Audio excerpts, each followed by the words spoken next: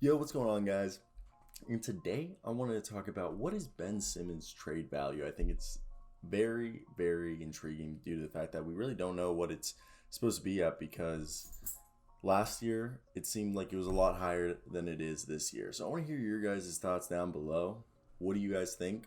And let's get right in today's video and talk about it. Let me know those comments down below, like and subscribe. So it's sad to think that Ben's trade value is at what will probably be an all-time low throughout his prime of his career. At the beginning of the offseason, with Pascal Siakam, I don't know why I said that incorrectly, having struggled this past season, we were kind of holding our breath that there was going to be a Simmons for Siakam trade, with the Raptors maybe throwing in a few protected draft picks or a pick swap of some sort. I thought Siakam could complement Embiid. They're both from Cameroon, so that having been enticing for them to play together as they're both countrymen. Siakam's a versatile defender and really a transition threat that's probably just a little bit below Simmons in the tier rankings of the NBA, or probably in the same exact tier. But Pascal can shoot, and he's clearly a good number two scoring option, which is kind of what the Sixers need, with Tobias being more suited being a third option. And I thought Ben could be a primary threat, being surrounded by smart players with a smart coach and Nick Nurse who could shoot, such as Lowry, Van Vliet, OG Anunoby, and Chris Boucher. I thought it would be a win-win situation for both teams. Now, that trade seems terrible for Toronto, and I wouldn't trade OG Anunoby or even Pascal for Ben Simmons at this point. The Kings won't trade De'Aaron Fox. Portland won't trade Dame, and it seems like they won't even trade CJ for him. And the T-Wolves are hesitant to include D'Lo. They wanted to be around Malik Beasley and the rest of their guys. So no one sees Ben as a number one player on their team anymore. Not even a number one on a 6 team or below, it seems like, or a lottery team. He's really going to have to prove himself again, after kind of being brilliant in the beginning of his career without having a jump shot. It's kind of crazy. It's what's interesting thing is the dude used to attack the rim relentlessly, regardless of how far back you put him. Even if you had guys just backing off, he would still attack the rim. And now he's kind of being relegated to the dunker spot in the low post. Ben should be playing a killer high-low game with Embiid, but he isn't. This is what I see when I watch the Sixers. I almost said the Celtics. Sixers. Embiid catches the ball at the high post, and then Simmons cut. Literally every time. That's what it is. Simmons' man is doubling Embiid, okay? Then they still cut, and it doesn't work. When Simmons' man is doubling Embiid, Simmons should be catching a pass while slashing probably at the baseline and crushing the rim with a dunk, or coming from the other side of the high post.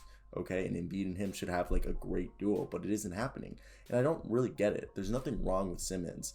It's kind of like he's what he's always been, and he's kind of what his floor was according to draft analysts. So these are two experts from the two separate draft analysts. The first one being from draft.net. He's such an advanced player for his age. Any deficiencies are really nitpicking at this point. Plays a month, almost too unselfish at a time. Not a prolific scorer yet. Should look to become more aggressive at creating shots for himself. Needs to mature physically, but has a great body already, and will only continue to get stronger. And just a baby at 16, so plenty of time for his body to get stronger. Will need to be able to block out the hype and stay focused. Can become better at moving without the ball. Learning to set up his man with screens and staying active. As we see, a lot of that stays true. He kind of plays too unselfish. He kind of just passes the ball off and doesn't really look to score. And he's really not aggressive whatsoever. Yes, he's mature physically, but he doesn't use his physical gifts to his advantage. And I think he's just not a good mover off ball. He just kind of just stands there, and he doesn't set screens. He's really useless off ball. And next is from ESPN. So there's only one concern scouts could have with Simmons is what could cost him the top spot in the draft. How hot is his motor? How hungry is he to be the best he can be? Simmons looked bored by season's end, though it would be a mistake to assume he would exhibit the same tendency at the top level of the sport. It remains something to watch closely, but unless Simmons has some serious skeletons in his closet as far as being a teammate or his free time activities, it should not be much of a concern. Kind of right. He doesn't seem like he's that hungry at times or hot. He just seems like not bored, but like on offense, when he doesn't have the ball, he just doesn't seem hungry. So yes, Ben Simmons hasn't been aggressive in attacking the rim as he used to be. I don't think that's anything beyond the game plan and whatnot, how he's being utilized by his coaches. He was just as good this year as he's ever been And he just had one bad series that should not be heavily weighed. It's asinine. He's never shot the ball in the past well, and no one cared. Okay? They shouldn't care now either. Is it just because he's now getting up there in his career that it hasn't developed? All right. There's plenty of players who went throughout their career without ever having a jump shot. He's still a clamped down defender, a perennial defensive player of the year candidate, and has a small net positive on offense despite not being a shooter whatsoever from 5 feet outside of the basket, which is incredibly impressive and shows how good he is with practically everything else besides shooting. And I don't think his trade value is ever going to bounce back significantly. It's not because he isn't talented. It's his intangibles, which don't always get a ton of focus. Okay, in the NBA, offense pays. Defense doesn't pay. People talk about that all the time.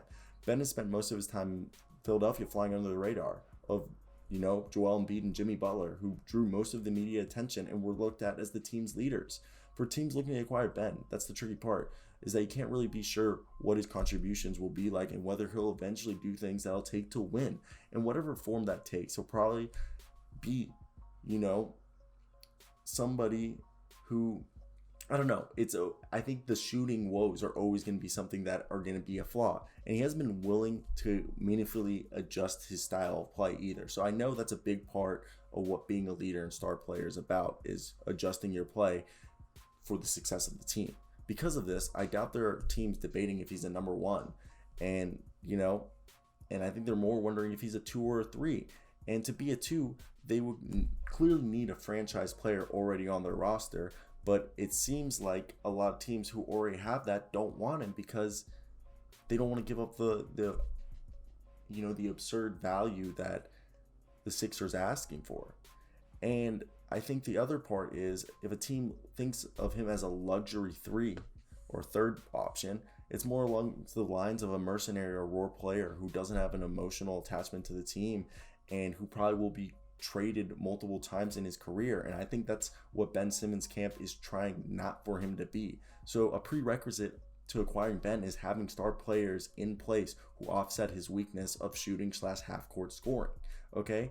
And to use Sacramento as an example, the reason you don't want to make such a trade is because you already think you have a top 2 guy in Fox. Swapping another 2 for another 2 doesn't solve your problems. It probably makes them worse, as Simmons is now your top dog and has a free reign.